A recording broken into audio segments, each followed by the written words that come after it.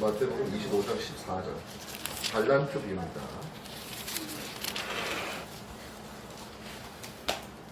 제가 공부하러 가겠습니다. 마태복음 25장 14절.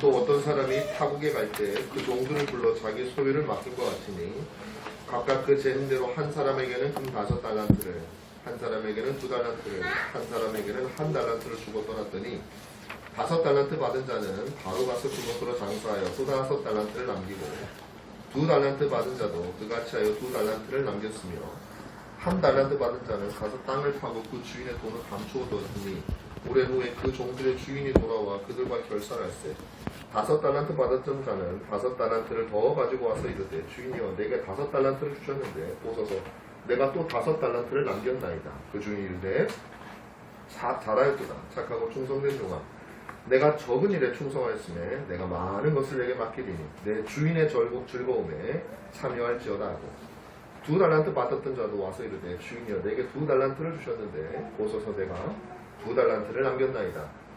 그 주인이 이르되 잘하였도다 착하고 충성된 종아 내가 적은 일에 충성하였으며 내가 많은 것을 내게 맡기리니 내 주인의 즐거움에 참여할지어다. 1달란트 받았던 자는 와서 이르되 주인이여 당신은 굳은 사람이다. 심지 않은 데서 거두고 해치지 않은 데서 모으는 줄을 내가 알았으므로 두려워하여 나가서 당신의 달란트를 땅에 감추어 두었었나이다. 보소서 당신의 것을 가지셨나이다. 그 주인이 대답하여 이르되 게으른 종아 나는 심지 않은 데서 거두고 해치지 않은 데서 모으는 줄로 내가 알았느냐. 그러면 내가 마땅히 내 돈을 취리하는 자들에게나 맡겼다가 내가 돌아와서 내 원금과 이자를 받게 하였을 것이니라 하고 그에게 그 1달란트를 빼앗아 10달란트 가진 자에게 주라. 무릇 있는 자는 받아 풍족하게 되고 없는 자는 그 있는 것까지 빼앗기리라. 이 무익한 종을 바깥 어두운 데로 내쫓으라. 거기서 슬피 울며 이를 갈리라 하시니라. 네. 아멘. 아멘 안 하셔요. 내가 1달란트가 되고 못하시면서 여러분 이제 잘 아는 비유죠. 우리가 잘 아는 이 달란트의 비유입니다. 여러분 여기서 보면 재밌는 게 굉장히 많아요. 우리가 발견할 수 있는 내용이 참 많습니다. 그 중에 하나가 뭐냐면 역시 투자를 하려면 돈이 많아야 된다. 많은 이익을 얻으려면 돈이 많아야 된다. 너무 진지하게 듣지 마세요. 이건 그냥 우스갯소리를 하는 거니까. 너무 진지하게 들으셔가지고 그래 역시 돈이 돈을 버는 거야 이렇게 생각. 그건 이제 보세요. 5달란트를 투자한 사람 얼마 벌었어요? 5달란트를 벌고 2달란트는 2달란트 벌었단 말이죠. 역시 돈은 큰 걸 굴려야 많이 버는구나. 그걸 얘기하려고 하는 게 아니고요. 이 본문은 여러분들께서 잘 아시고 계신데 여기 보면은 주인과 종이 나와요. 근데 주인이 이제 먼 타국으로 여행을 가는데 그냥 가는 게 아니라 종들에게 5달란트, 2달란트, 1달란트를 맡기고 갑니다. 뭐 장사해라 이렇게는 말은 안 한 것 같아요. 그렇게 했으면은 뭐 모르죠. 그건 했는지 안 했는지 모르지만 뭐 했으면은 1달란트 받은 사람은 했겠죠. 근데 5달란트 받은 사람하고 2달란트 받은 사람은 그 주인의 뜻을 미리 알고 돈을 왜 맡겼겠어요, 그거를. 당연히 어떻게 하라고 맡기는 거지. 그냥 간속 은행에 맡기면 되죠. 그걸 알고 열심히 일을 해서 남겼어요. 근데 1달란트 받은 사람은 그걸 땅에 묻어놓은 거예요. 그랬더니 주인이 돌아와서 자기는 잘했다고 생각을 하는 거죠. 돌아와서 이 정산을 하는데 5달란트와 2달란트 받은 사람들에게는 굉장한 칭찬을 합니다. 근데 1달란트 받은 사람에게는 굉장한 저주를 내려요. 이게 이 스토리의 전부입니다. 이 스토리를 보면 우리가 몇 가지 사실을 알려줍니다. 뭐 더 많은데 제가 한번 말씀을 드려볼게요. 하나는 뭐냐면은 하나님은 종들에게 일을 맡기셨다는 달란트를 주셨다는 그러니까 다 조금 다른 말인데 이제 첫 번째는 이렇게 할게요. 하나님은 종들에게 달란트를 주셨다. 은사를 주셨다. 여기서 핵심은 뭐냐면 종들에게입니다. 종들에게. 이제 제가 좀 이따가 이 종들이 뭘 의미하는지 제가 말씀을 드릴 거예요. 두 번째는 하나님께서는 자신의 종들에게 일을 맡기셨다라는 거예요. 달란트만 맡긴 것이 아니라 그 달란트와 함께 어떤 뭐라 그럴까요? 일을 맡기셨어요. 마땅히 해야 될 일을 맡기셨어요. 세 번째, 종들은 그 달란트를 활용해서 일을 해야 된다라는 진리를 발견했어요. 그냥 땅속에 묻어놨더니 진노를 받잖아요. 그리고 마지막으로 반드시 그것을 정산할 날이 온다라는 사실. 우리 이걸 잘 잊어버려요. 왜 잘 안 오니까. 여기도 보면 한참 떠났다가 안 오니까 멀리 한참 후에 왔다 그러거든요. 자, 첫 번째로 우리가 볼 수 있는 것은 바로 이것입니다. 하나님은 종들에게 달란트를 주셨다라는 사실이에요. 혹은 하나님은 종들에게 그 자신의 종들에게 일을 주셨다, 달란트를 주셨다라는 거, 일을 주셨다는 거. 여러분, 하나님께서 여러분을 여러분의 자녀로 부르셨다라는 사실을 여러분이 잊으시면 안 됩니다. 오늘 이 예화를 보면요, 조금 여러분들 그냥 보면 뭐 그런 것 같다. 어차피 많은 사람들이 성경을 그냥 뭐라 그럴까요? 정말 실질적이고 하나님께서 직접 우리의 삶 속에 오늘 우리에게 말씀하시는 그 진리의 말씀으로 보지 않고 성경을 옛날 이야기로 막아버린단 말이에요. 교훈적인 책, 이솝 뭐죠? 우화. 네. 이솝 동화. 그런 것처럼 본단 말이에요. 전혀 그렇지가 않아요. 여기 보면요. 한번 자세히 보십시오. 주인이 떠나는데 종에게 자신의 소유를 맡긴단 말이에요. 이 달란트가 이게 5달란트가 엄청 큰 돈입니다. 제가 얼마라고는 말하지 않겠어요. 몇 천만 원, 몇 억 되는 돈이에요. 한 달란트가. 몇 억이면 몇십억 될 거예요. 좀 정확한 기억이 안 나는데. 이게 5달란트 하면요. 몇백억 되는 돈이에요. 굉장히 큰 돈입니다. 이 돈을 맡겼는데 여러분 이 돈을 맡길 때 주인이 의도는 뭐냐면요. 이걸 그냥 땅속에 파묻어 놓으라는 게 아니잖아요. 이걸 가지고 장사하라는 거예요. 장사하라는. 이게 얼마나 위험한 겁니까? 다행히 이 종들을 어떻게 이게 수완이 좋은 건지 수완 좋은 종들에게만 준 건지 다 남겼어요. 좀 여기 손해본 사람도 나오고 그래야 재밌는데 하여튼 다 남겨버렸어요. 그런데 여러분 이것을 맡긴다라는 거는 평범한 요구가 아니에요. 누군가에게 여러분이 가진 돈을 써라 혹은 사업해라 라고 맡길 때 여러분 딱 2종류밖에 없어요. 첫 번째는 누구냐면 정말로 이 사업 수완이 좋아가지고 내가 돈을 맡겼을 경우에는 그 돈을 가지고 내 돈을 불려줄 수 있는 사람, 그 사람한테 돈 당연히 주죠. 그죠? 투자는 많이들 하시잖아요. 우리 많은 사람들 주식을 투자. 그게 다 그런 거 아닙니까? 두 번째는 뭐냐면은 돈을 맡겨서 벌면 좋은데 설령 못 본다 할지라도 내가 그걸 맡겨야 되는 사람이에요. 누구의 대표적인 게 누굴까요? 자식이에요, 자식. 여러분 재산들이 있으시면 저는 뭐 물려줄 게 없어가지고 얘들아 기대를 하지 말거라. 물려줄 게 없는데 재산이 있으시면은 자녀들에게 그거를 물려줘야죠. 얘가 사업을 잘하든 못하든 물려줘야지. 어쩌겠어요. 내 새끼인데 망하더라도 물려줘야 되는 거. 두 가지밖에 없어요.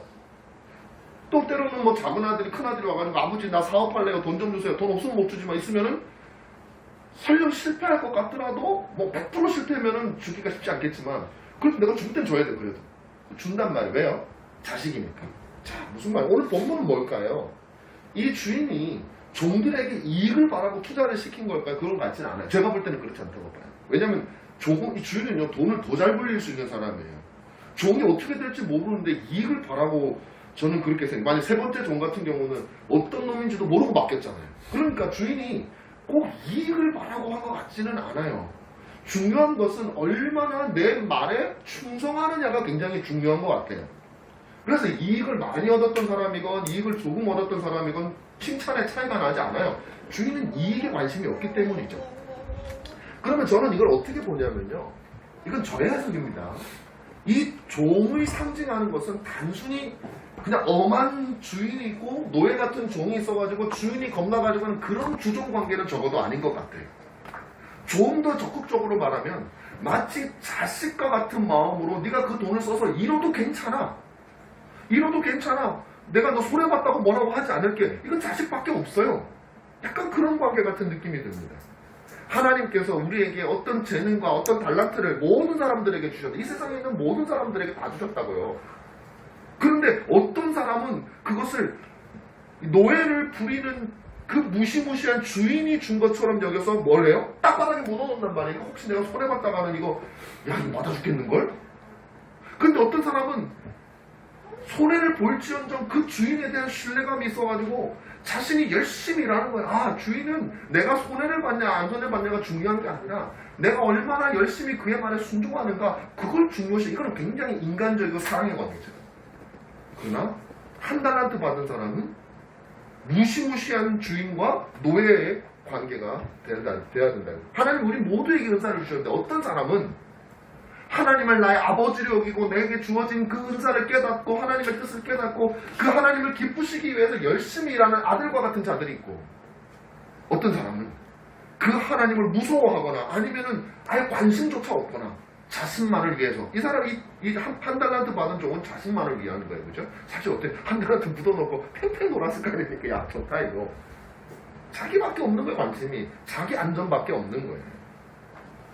여러분, 이것은요, 하나님께서 우리에게 은사와 달란트를 맡기셨는데 여러분들이 그 은사와 달란트를 어떻게 바라보고 여러분의 인생을 살아가시느냐에 따라서 여러분들이 하나님의 자녀냐 하나님의 노예냐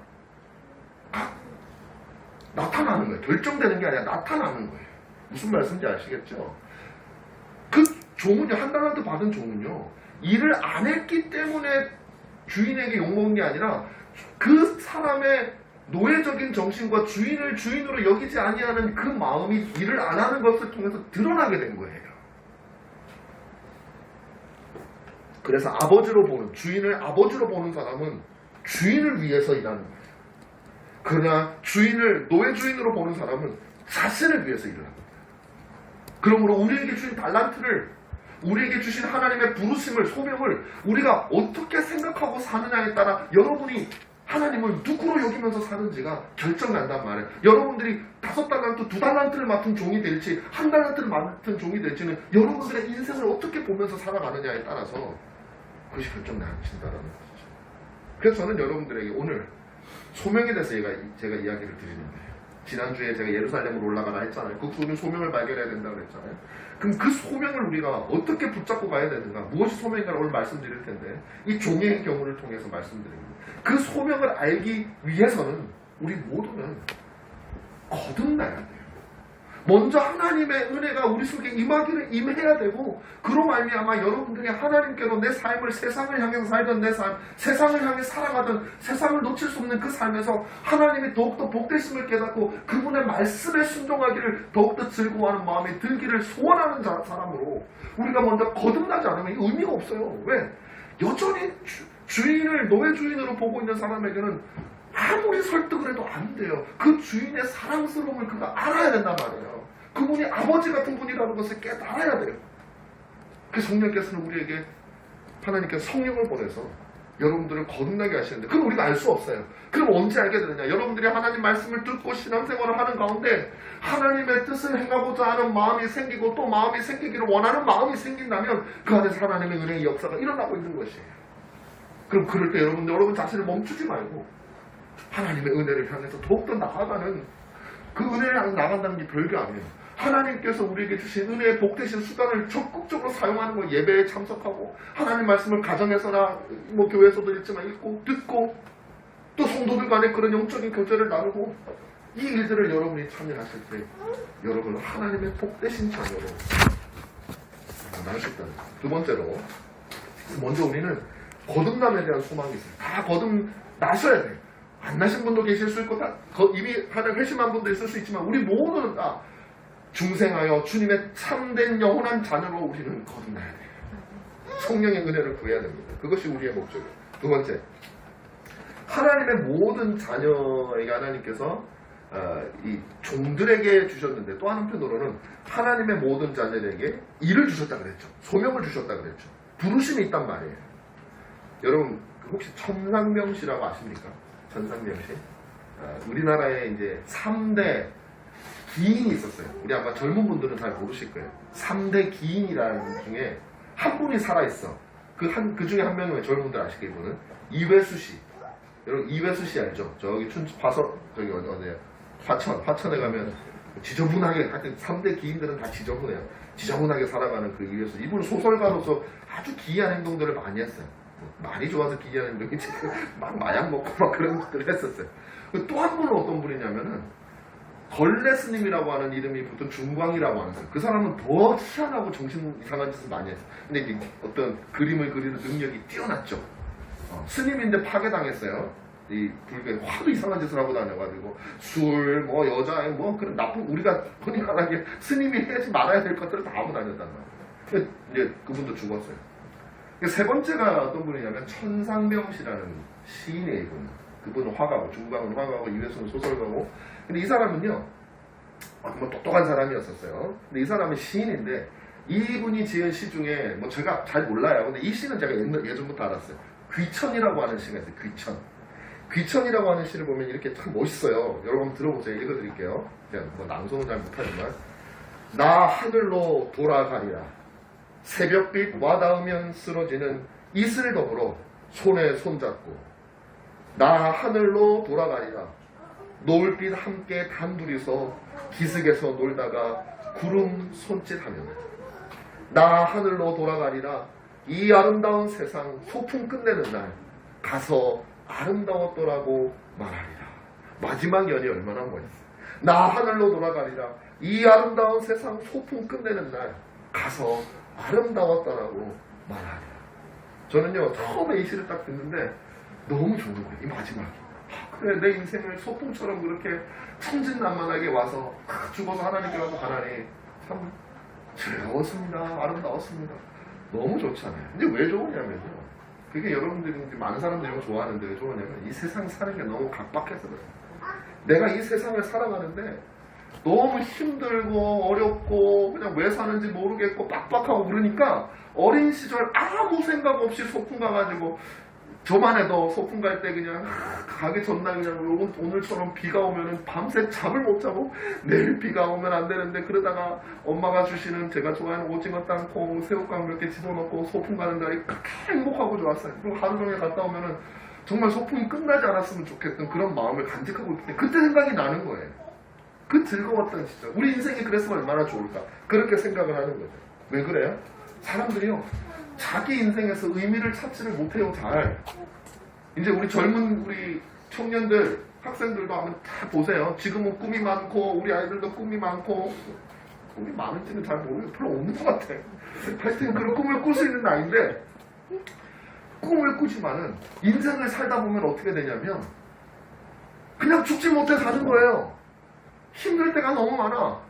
그냥 죽는 건 더 힘드니까 사는 거예요. 그런 경우도 참 많아요. 물론 순간순간 맛있는 거 먹을 때 즐겁고 내 자녀들이 어버이날 뭐 어머니 뭐 아버지 생신날 뭐 선물 주고 그런 뭐 사랑스러운 뭐 그런 건 있죠. 그런데 그거는 뭐 일주일에 뭐 얼마나 있겠어요. 1년에 몇 번 있겠어요.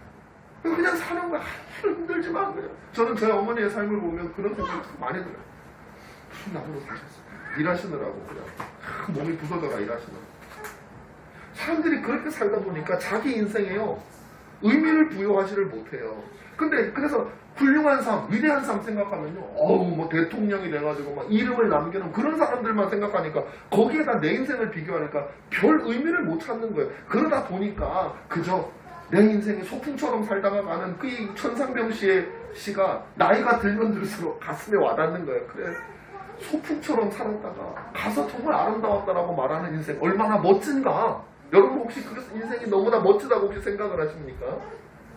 근데요. 그렇게 인생이 그저 소풍이라는 이분은요. 원래 개신교였다가 나중에 캐톨릭으로 개종을 하는데 말이 개신교고 말이 캐톨릭이지. 하여튼 옛날부터 말술을 얼마나 먹고 있었는지 술 먹는다고 그 뭐 믿음이 없고 그건 아니에요. 그건 아니지만 이제 그게 술 먹으면 실수하게 돼 있고 자기 절제가 안 되게 돼 있잖아요. 그런 걸 말하는 거예요. 그러니까 참 이게 그냥 개신교 하는 거하고 또 달라요. 그런데 어쨌든 이 삶은요 굉장히 마음에 드는 거지만 인생이 만약에 소풍이라면 그 철저하게 개인적인 거예요. 개인적인 거.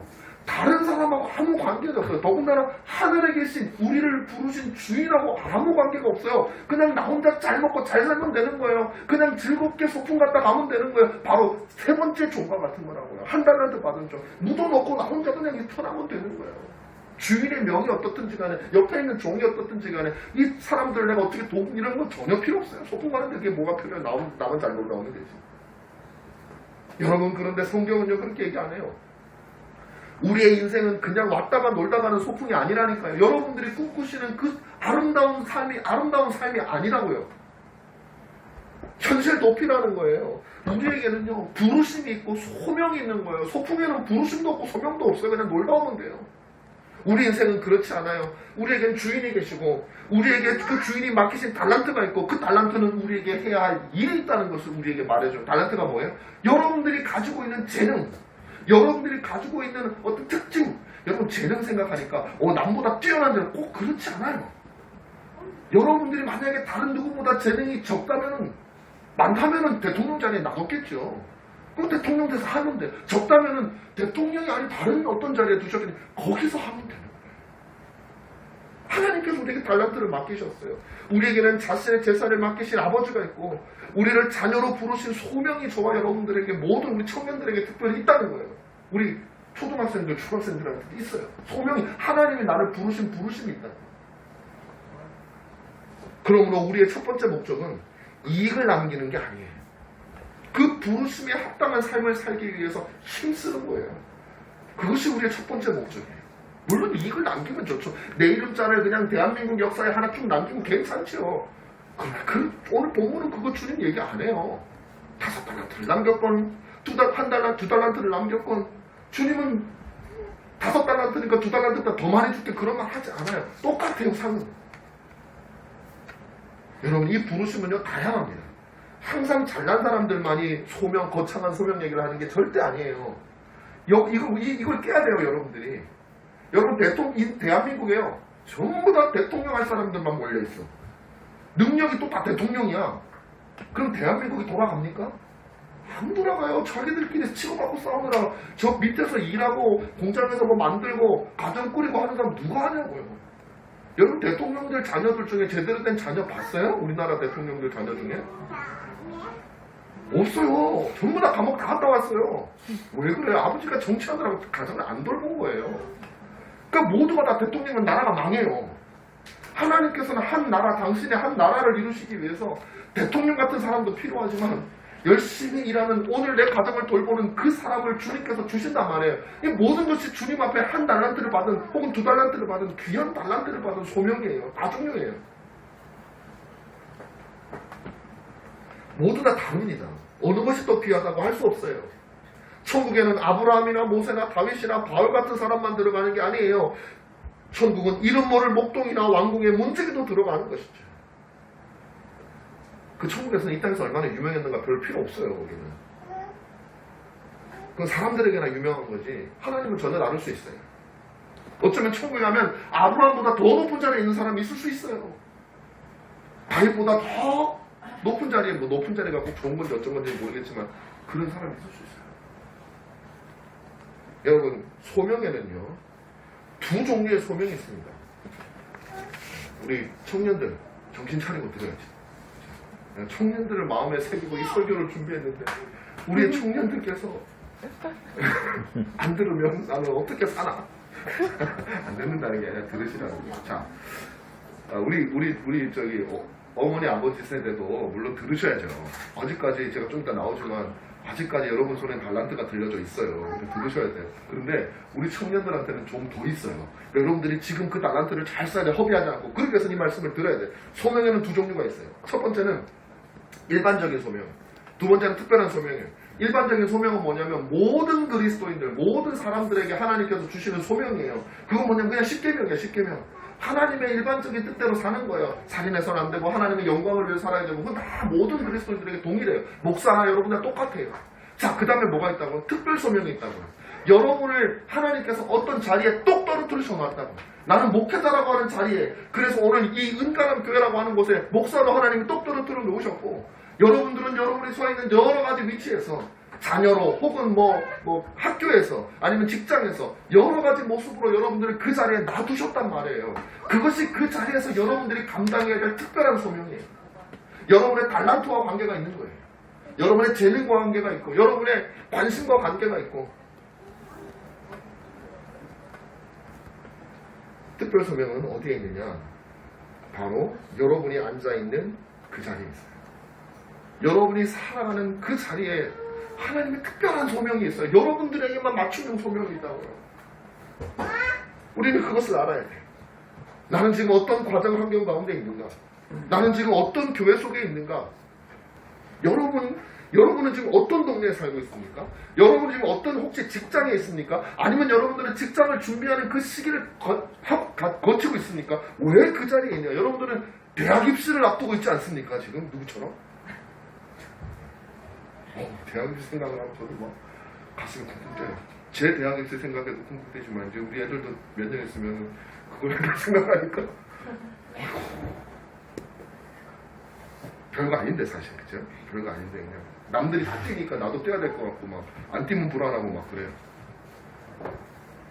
왜 하나님은 나를 이곳에 두셨고 왜 하나님은 오늘 이 사람을 나에게 만나게 하셨을까? 왜 나에게는 남들은 좋은 일 다 일어나는데 왜 나는 안 좋은 일 나에게 왜 안 일어나게 하셨을까? 다 하나님의 부르심과 소명이 그 속에 있다니까요.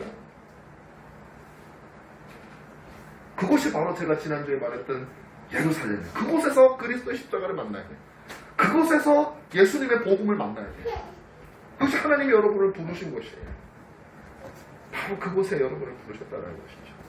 그래서 여러분 어떤 분들 이렇게 얘기해요. 아 그러면 내가 뭐 예를 들면 지금 거지로 산다. 하나님 난 거지로 부르셨으니까 난 평생 거지로 살아야 됩니까? 그렇진 않아요. 하나님이 여러분을 일시적으로 거지는 안 계시니까 거지로 두셨다고 하면 그 거지로 두신 이유가 있으니 그 자리에서 나의 소명을 발견해서 열심히 일하다 보면 다른 하나님의 부르심이 생긴단 말이에요. 안 생기면 계속 거지로 사는 거죠. 하나님이 부르신다는 그 부르심을 느끼면 옮길 수도 있어요. 그러나 그 순간만큼은 여러분들이 그 자리에서 자신의 하나님이 주신 달란트를 활용하라는 것이죠. 여러분 이거 굉장히 중요합니다. 안 그러면요 평생 나는 왜 이렇게 살까? 쟤는 왜 이렇게 잘 되고 맨날 남하고 비교하고 그거 하다가 그냥 스트레스 받아가지고 스스로 불행하게 만드는 거예요. 우리 신자들은요 그래서 살 수가 없는 거예요. 하나님 왜 나를 여기 두셨을까? 여기서 내가 해야 될 일은 무엇인가? 그러므로 믿음으로 감당하는 소명은요 여러분 이게 기독교적인 거예요. 세상은 그게 아니야. 세상이 좋다고 하는 건 좋은 대학 가는 거야. 세상이 좋다고 하는 것은 좋은 직장 남들이 뭐라고 하면 뻘쭘한 데 가서 그냥 애하고 사는 그런 것이 좋은 거고 귀한 거야 라고 세상은 얘기를 하죠. 그러나 성경은 그렇게 얘기하는 믿음으로 감당하는 모든 것이 귀하다고 말합니다. 왜? 그 부르신 분이 5달란트밖에 한 달란트밖에 안 줬는데 어떻게 해요 그거를. 나한테 한 달란트밖에 안 주셨는데 하나님이 내가 대통령이 돼야 되는 건 저주예요. 그래서 자격 안 되는 사람들이 그런 거 하다 보니까 우리나라는 특히 대통령들의 마지막에 안 주는 거예요. 그래도 안 되는 사람이 욕심만 커가지고 그 불행이에요 불행. 저는 제가 대통령의 꿈이 없어서 그런지 모르겠는데 와 정말 대통령이 되려고 저렇게 노력하는 사람들을 보면 난 좀 진짜 이해가 안 돼요. 그 고생길에 그러니까 저는 어저께인가 오늘인가 막 샤워를 하다가 갑자기 그 생각이 나는데 아니 대통령이 되면요 얼마나 고생할지 눈에 보이지 않습니까? 자기가 정치하면서 맨날 보잖아요. 얼마나 욕먹고 뭐만 하면 그냥 오바마 대통령도요 대통령 된 몇 년 동안 머리가 허해졌어요. 그 스트레스 받는 일을 하겠다고 하니까 단지 나라만을 사랑해서 하는 사람은 정말 없겠구나. 저기서 뭐 먹는 게 좀 있어야 그 고생을 하면서 하지 단지 내가 나라를 위해서 희생하기 위해서 하는 사람이 대한민국에 얼마나 있거든요. 그래서 대통령들이 그렇게 문제들이 많고 그와 얽힌 사람들의 그런 문제들이 많구나라는 걸 이 나이에 비로소 깨닫기 시작했다는 거예요. 대통령 얘기 참 늘 열받으니까 대통령 얘기는 안 하겠습니다. 그래서 여러분 그게 굉장히 중요한 거죠. 믿음으로 하나님께서 우리에게 부르신 그 부르심을 찾아서 사는 인생이 가장 문제. 왜 나에게 달란트를 주신 그 주인에게 그 주인이 원하는 삶, 그 주인이 원하는 삶이라는 건 뭐예요? 나중에 정산할 때에 아무 문제가 없는 거예요. 주인이 야 내가 너한테 한 달란트 줬는데 너 어떻게 100달란트를 나한테 수상한데 바로 세무조사 들어가요 주인이. 그건 뭐 사기친 게 많죠. 도대체 오늘 본문도 보면 5달란트 받은 사람이 5달란트 받잖아요. 2달란트 받은 사람 2달란트 받잖아요. 그 재능만큼 받는 거예요. 우리는 재능보다 더 그러다 보면 무리하게 되고 죄를 범하게 되고 세상의 기준을 또 찾게 돼서 그런 거예요. 여러분 절대 그러지 마세요. 유명해지는 게 좋거나 뭐 사람들에게 인정받는 게 좋은 사람도 있고 좀 그렇지 않은 사람도 있는데 대개는 뭔가 인정받고 막 이름 날리는 걸 좋아하는 사람이 많죠. 물론 그게 좋을 수 있어요. 얼마든지. 저도 그런 걸 좋아하는 편이에요. 그런데 가만히 우리가 생각해보면 그것보다 더 필요한 건 하나님이 나를 어떻게 부르셨는가를 아는 것. 영원하시고 무한하신 분이 나를 어떻게 부르신다를 아는 것만 극복된 게 없어요. 제가 하나 예를 들어 드릴게요. 제가 자주 예를 드는데 이게 실감이 날지 안 날지 모르겠지만 제가 이거는 정말 꼭 하고 싶은 말이에요. 항상. 제 아내도 있지만 늘 하는 말이라서 아마 듣기 싫을지도 모르겠어요. 듣기 싫어하는 건 다 아니까. 자 보세요. 오늘날 많은 부모들은요 자녀를 양육하는 일이 얼마나 귀한 일인지 잘 몰라요. 특히 이제 한국 여성들 요즘에 이제 이 분위기 이거 뭐냐면 집에서 내가 자녀를 양육하고 이거는 인생 낭비라고 생각해요.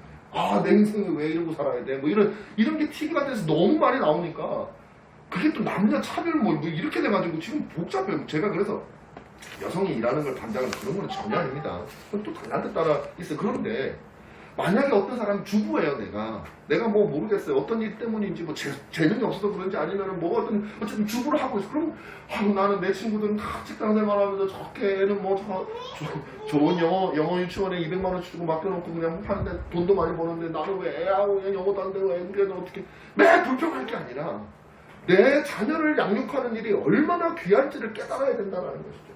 자녀를 양육하는 일은 일을 하는 것보다 자신의 직업을 가지고 이름을 떨치는 것보다 저는 어떤 의미에서 훨씬 더 위대한 일이라고 저는 생각을 해요. 그리고 근본적인 일이라고 저는 생각해요. 그리고 가장 행복한 일입니다. 내가 아무리 세상적으로 성공한 분, 내 자녀가 하나님의 영원한 생명에서 떨어져 있어요. 그럼 얼마나 불행한 거예요. 정말 불행한 거예요. 부모가 된다는 것 그 자체가요. 하나의 위대한 이것도 뭐 그렇다고 자녀 양육을 주고 엄마에게만 맡기는 건 절대 아닙니다. 절대 아닙니다. 보통은 자꾸 이제 집에서 가정일을 하는 걸 가볍게 여기다 보니까 사람들이 별거 아니고 그냥 인생을 허비하는 것처럼 여기는 그게 아니라는 거예요. 그게 절대 아니라는 거예요. 얼마나 귀한 일을 하고 계시는데 잘할 때, 물론 잘할 때죠. 부모가 된다는 것은요 가장 위대한 소명에 제가 볼 때는 이것은 자신의 자녀들이 하나님의 자녀로 되도록 만들어가는 가장 위대한 소명이에요. 한 영혼을 내가 책임진다는 것이요. 얼마나 귀합니까? 세상에 이보다 귀한 일이 어디 있어요? 나처럼 보잘것없는 자에게 자신의 피가 하나님이 자기의 피값으로 산 그분의 자녀를 나를 통해서 천국 가게 하는 것보다 더 위대한 소명이 세상에 어디 있어요?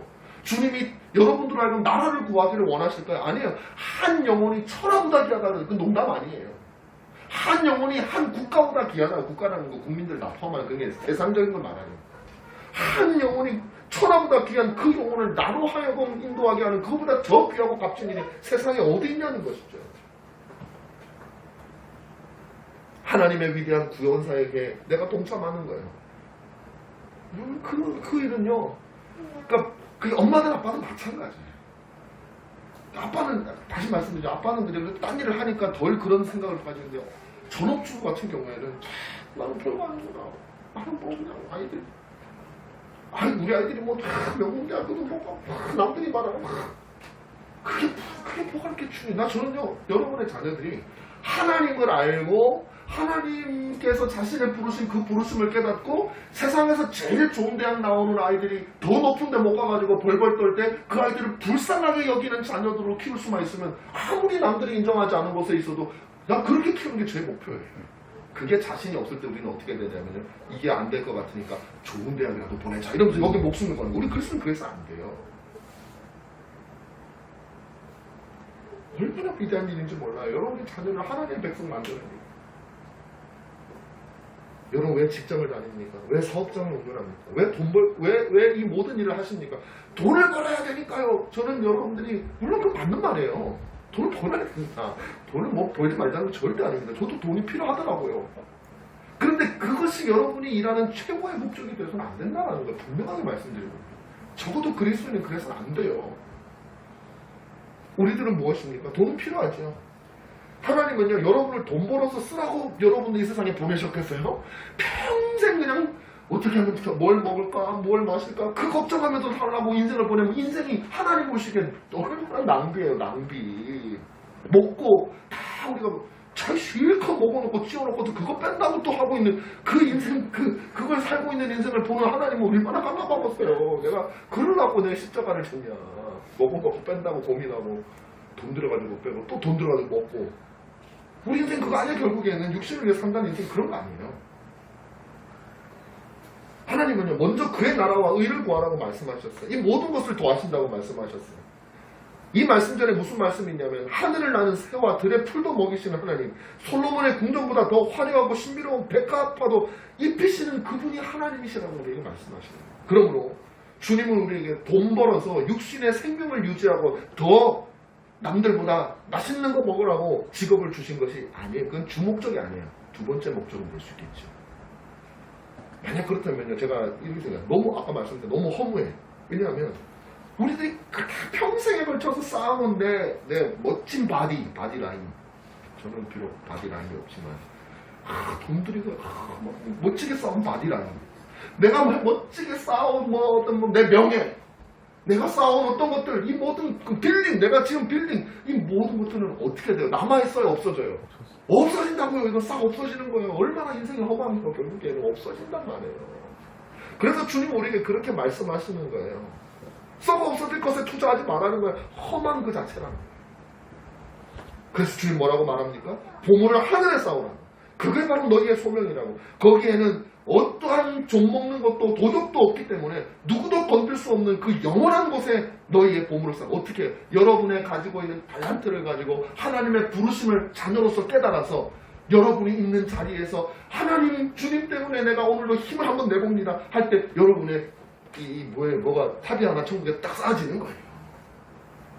주님 때문에 그래요. 눈물 한 방울 흘릴 때 주님, 여러분이 여러분의 자녀를 위해서, 여러분이 자녀가 대학 좋은 대학 못 갈까봐 우는 거 그건 아니고, 내 자녀가 하나님의 백성이 되기 위해서 그 아이의 손을 잡고 한 방울 흘리는 그 눈물이 하나님 나라에 누구도 해할 수 없는 그곳에 영원토록 빛나는 보석이 되어 박힌다는 거예요.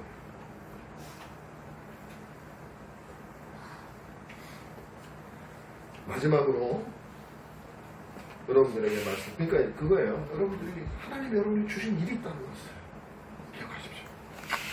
마지막으로 정산할 날이 반드시 온다는 사실을 기억하셔야 돼요. 정산할 날이 온다. 이거는요, 단순히 하나님이 상급 주는 날이 온다는 게 아니에요. 그래서 그냥 뭐 잘한 사람한테는 좀 많이 주고 덜한 사람한테는 야 다음에 잘해라, 이거 아니에요. 이거면은 제가 이렇게 뭐 침튀가면서 제가 설교하지 않아요. 그게 아니에요. 이 말하는 말은 뭐냐면 양과 염소를 나누는 날이 온다는 거예요. 그 달란트를 가지고 여러분들이 어떻게 주님의 주시는 은사를 가지고 살았는가, 소명에 따라 살았는가를 가지고 뭘 나눈다고요? 네가 양이냐? 양은 뭐냐면 하나님의 자녀예요. 염소냐? 너는 영원한 지옥불로 가야 될 사람이다. 이 두 가지를 하나님께서 나누신다라는 거예요. 오늘 본문에서 주인이 그렇게 하고 있어요. 다 자기의 종이었어요. 근데 하나님을 아버지처럼 여겼던 종에 대해서는 그들에게 칭찬을 해주시고, 하나님을 무시무시한 노예 주인으로 여겼던 사람들에 대해서는 슬피 울며 이를 알미 있을 거라고 얘기해요. 무서운 거예요. 주인의 달란트를 가지고 수고하는 자는 자녀들만 할 수 있다고 했죠. 아버지의 뜻, 자기를 위해서 일하는 게 아니에요. 그 주인을 위해서 일할 수 있는 사람 오로지 자녀밖에 없어요. 그러나 한 달란트를 묻어놓은 사람은 자기를 위해서만 행동하는 사람이에요. 아버지고 뭐고 필요 없어요. 그 사람은. 오늘 본문 말씀을 보면요, 반드시 정산할 날이 옵니다. 주인이요, 보면 오래 있다 왔다 그랬어요. 한참 후에 왔다. 이 말이 굉장히 중요해요. 여러분, 부사 하나하나가 중요해요. 성경에서. 한참 있다는 건 뭐냐면 사람들이 살면서 오시긴 오실까? 안 오실 것 같은데. 아 좋다, 모르겠다, 그냥 먹고. 여러분, 우리는 그래요. 우리 인생이요, 막 살다 보면 예수를 믿다가도 아, 뭐 천국이라는 게 있을까? 내가 뭐 죽기는 할까? 특히 젊을 때 죽기는 할까? 아니 그냥 뭐 살아보자, 뭐 죽을 때 되면 뭐 그때 가서 해결하지, 뭐 그런 거예요. 종이 그랬던 것이죠. 반드시 옵니다. 그러나 종은 주인이 오지 않는 시간을 즐기며 아마 기간이 길어질수록 오지 않을 것이라고 하는 희망에 사로잡혔을 거예요. 야 진짜 안 오겠구나. 하지만 그 주인은 돌아왔어요. 우리에게 소명을 주시고 예배를 받으시기를 원하시는 주님은 반드시 돌아오신다고 말씀하셔서 떠나시면서 말씀하셔서 내가 이 모습 그대로 올 것이라고 주님이 말씀하셨어요. 성경이 우리에게 말하고 있어요. 반드시 오십니다. 오셔서 정산하실 거예요. 여러분들에게 주신 그 달란트를 가지고 여러분들이 여러분의 자리에서 그 소명을 따라 일했는지 아니면 묻어뒀는지, 여러분 혹시 소풍만 다녀온 거 아닌지 물어보실 거예요. 여러분, 늦었다고 생각하시는 분이 있을 수 있어요. 아이고 난 지금 뭐 인생이 다 늦어가지고 이런 얘기를 뭐 그냥 젊을 때 들었으면 좋았는데, 젊을 때 누군가가 했을 거예요. 그때 안 들어서 그렇지. 지금처럼. 지금 여러분들, 우리 젊은 분들이 또 나중에 아이고 내가 한 50대 가지고 60대 가지고 들으시면 우리 목사님 왜 그때 그런 얘기도 안 해주시고 이러면 나 진짜 요즘에 비디오가 있어서 확 드립일 거예요. 여러분들. 했잖아, 내가 그렇게 했잖아. 비디오가 나 있어요. 옛날에는 없으니까 그냥. 여러분, 늦었다고 생각할 때가 제일 빠릅니다. 저는 이 말이 정말 진리라고 생각을 해요. 늦었다고 생각하는 그 순간부터 여러분의 시간이 흘러가기 시작하는 거예요. 그 전까지 없는 시간이에요. 여러분 그럴 때 있잖아요. 인생을 막 살다 보면 어느 순간에 인생이 어쩌고저쩌고 하면 그 전까지는 인생이 사실 없었던 거예요. 그냥 훌떡 지나가 버린 거예요. 뭐 여러분이 생각하지 않고 있을 때는 그때까지 시간은 아무리 길어도 그 생각이 나는 그 순간부터는 지나간 시간 너무 짧잖아요. 마찬가지예요. 여러분이 언제든지 간에 만약에 여러분 생각 속에 혹시라도 늦었다는 생각이 들 때면 그때가 가장 빠른 때라는 것을 기억하십시오. 신자로서 이 소명에 관한 것은 그것을 깨닫는 순간부터 여러분의 진정한 인생이 시작되는 거예요. 그러니 지금부터 하시면 돼요. 아직 여러분의 손에는 주인이 준 달란트가 아직 남아있단 말이에요. 그러면 늦지 않은 거예요. 달란트가 없으면 늦는 건데, 근데 없는 사람은 어떤 사람이에요? 지금 무덤에 가 계신 분들만 없고 코로 입으로 숨 쉬는 사람은 아직 달란트가 남아있어요. 그렇다면 늦지 않았어요. 쓰면 돼요. 혹시 여러분의 인생을 사느라 거의 다 지금까지 탕진해버렸더라도 금액이 얼마가 남았더라도 그건 전혀 중요하지 않아요. 지금 있으면 지금부터 쓰면 돼요. 주인은 얼마가 남았는지 언제부터 했는지 안 따져요. 여러분의 고백에만 관심이 있으세요. 여러분이 자녀인가 여러분이 종인가에만 관심이 있으시단 말이에요. 여러분 주인이 정산할 때 이렇게 말씀하십시오. 이렇게 말씀할 수 있는 사람. 주님 너무나도 죄송합니다. 내가 주님의 뜻을 알지 못하고 내 인생을 나를 위해서 대부분을 다 허비해버렸습니다. 너무나도 죄송합니다. 그러나 뒤늦게라도 내가 주님의 뜻을 알고 내 얼마 남지 않은 인생, 얼마 되지 않은 남은 돈이지만 이것을 주님을 위해서 사용하였습니다. 그러면 주님께서 저 어두운 데 가서 일을 갈아라 하겠어요? 아니에요. 내 주인의 즐거움에 참여할지어다 하실 거란 말이에요. 왜? 2달란트 받은 사람도 주님으로부터 받았잖아요. 반면에 대표적인 게 누구예요? 십자가의 강도 아니에요. 평생을 자기를 위해 살았어요. 그냥 막 살다가 죽기 한 몇 분 전에 주님 나를 기억하십시오. 주님이 기억하시잖아요. 얼마가 남았느냐가 중요하지 않아요. 뭐라고 고백하느냐가 중요해요. 반면에 내 인생은 소풍이었다. 나 혼자 즐기다 왔다고. 주님의 달란트는 저 땅속에 묻어두고 주인이 없는 날 동안 철저하게 그냥 소풍 재밌게 보내다가 그 주님 앞에 가가지고 이런 소리 하면 그냥 진노가 떨어질 거예요. 그 말이 멋있어 보일지 몰라요. 내가 살았던 인생은 소풍이었고 그날이 참 아름다웠다. 얼마나 멋있고 수많은 사람들이 그리로 달려갈지 몰라요. 그러나 주님 앞에서 그 말은 통하지 않아요. 나는 너에게 달란트를 맡기고 소명을 주었는데 뭐 소풍 갔다 왔다고? 뭐냐 너? 내 말 들은 거냐? 일단 한 달란트 받은 사람이 한 거예요. 여러분 그는 한 번도 예배한 적이 없고 주님을 아버지로 생각한 적이 없고 자기가 주님의 자녀라고 생각한 적도 없기 때문에 그렇게 살았던 거예요. 그러면 정산하고 난 다음에 주어지는 결과는 무엇입니까? 오늘 본문을 보면 이렇게 되어 있어요. 주인은 돈을 땅에 묻지 않고 수고했던 종에게 선물을 주죠. 바로 주인의 즐거움에 참여하는 거예요. 여러분 이 말이요. 그냥 뭐 아이고 그래 잘했다 그냥 그래 너 저 네 방 그 구석에 냄새나는 방 가가지고 오늘 저녁에 소고기 구워 먹어라. 그게 아니에요. 네 주인의 즐거움에 참여하라는 거예요. 어디 하라는 거예요? 야 내 방으로 와. 우리 집 거실로 와서 이제 나랑 같이 살아. 왜? 너 내 자녀니까. 돈 얼마 더 주고 보내는 게 아니에요. 네 주인의 어떻게 종과 노예가 주인하고 같이 즐거움에 참여할 수가 있어요. 그런 나라가 어디 있어요? 한 가지 가능하죠. 가족이 되는 가능해요. 내 즐거움을 너와 나누겠다라는 거예요. 함께 하겠다라는 거예요. 바로 이것이 여러분 소명을 따라 산 사람들에게 주시는 하나님의 영원하신 선물이에요. 반면에 돈을 묻어놓고 달콤한 자신만의 시간을 소풍 갔다 온 그 사람을 향해서는 뭐라고 말합니까? 악하고 게으른 종이라고 말하고 모든 것을 다 빼앗아 버리고 바깥 어두운 곳으로 쫓겨내고 그곳에서 울며 이를 가는 분을 뿜는다. 왜 분을 뿜겠어요? 이 주인 두고 보자 이거겠어요. 여러분 저는 그렇게 생각 안 해요. 나를 자기가 그냥 자기 능력도 되면서 좀 묻어놓을 수도 있는 거지 나를 보내자니 이게 아니에요. 이를 가는 건 뭐니? 더 슬픈 게 그거보다 내가 왜 그것을 몰랐을까? 나에게 달란트가 있을 때 왜 내 소명을 모르고 소풍 갔다 온다고 그런 소리를 하면서 내 인생을 허비했던 거 너무나도 원통하다 분하다. 자기 자신에게 예를 가는 게 더 무서운 거예요. 하나님에게 예를 가는 거 차라리 다른 타인을 미워하는 게 더 덜하죠. 자기 자신의 예를 갈고 분노한다고 생각해서 그 고통 어떻게 감내? 그러므로 인생을 자신만의 복되신 소풍으로 여기고 즐기는 것은 낭만적일지 모르지만 결코 복되지 않습니다. 왜냐하면 하나님에게서 주인의 즐거움에서 영원히 분리되는 것이기 때문에 그래요. 말씀을 맺겠습니다. 여러분에게도 정산할 날이 반드시 옵니다. 여러분에게 맡기신 분이 그것을 정산하게 돼 있어요. 우리에게는 달란트를 주신 분이 계시고 그분의 뜻이 있어요. 여러분 깨달으셔야 돼요. 묻어놓으면 안 돼요. 내 인생 소풍 갔다 온다고 멋있는 말 하면 안 돼요. 소풍 아니래요. 우리 인생은 누군가를 위해서 부르심을 받아서 온 대사예요. 대사. 그러므로 우리의 삶은 하나님을 예배하는 삶이고 그 소명을 따라 살 때 하나님을 예배하는 삶이 되는 거예요. 그 예배가 무엇입니까? 이웃을 사랑하라는 부르심과 따라 함께 사는 거예요. 하나님을 사랑하는데 어떻게 사랑하냐면 내 이웃을 사랑함으로 하나님을 사랑하는 거예요. 그냥 하나님 좋다고 성경 붙들고 사랑합니다 뽀뽀하는 게 아니에요. 네 눈에 보이는 형제들을 먼저 사랑하는 거예요. 하나님의 형상을 내면 여기 있는 형제들을 먼저 사랑하는 거예요. 그게 하나님을 사랑하는 방법이에요. 교회를 사랑하는 거예요. 교회를 사랑하는 거예요. 그리고 더 넓혀서 여러분의 이웃들을 사랑하는 거예요. 불신자라도 그들을 위해서 사랑하는 거예요. 그들에게는 아직 훼손되었지만 하나님의 형상이 있기 때문에 그것이 하나님을 사랑하는 거예요. 그 부르심이 여러분에게 주어진 부르심이, 이 부르심을 여러분은 여러분의 삶에서 어떻게 해야 될까 하는 고민하셔야 돼요. 그게 우리가 해야 될 고민이에요. 무엇을 먹을까? 무엇을 마실까가 아니에요. 어떻게 해서 내가 나에게서 부르신 이 하나님, 이웃을 사랑하고 하나님을 사랑하라는 이 소명을 내가 이룰 수 있을까?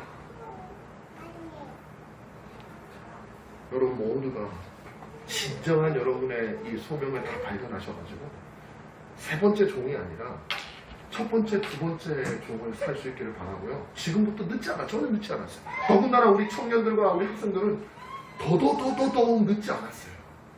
여러분 언젠가는 허망함에 울며 이를 갈 날이 올 거예요. 그 날의 두려움을 생각하세요. 반면에 주님께서 여러분의 즐거움을 영원토록 참여시키는 즐거움도 함께 생각하세요. 여호수아는 나와 내 집은 오직 여호와만을 섬기겠다고 말을 했어요. 그리고 결단하라 그랬어요. 하나님은 오늘도 여러분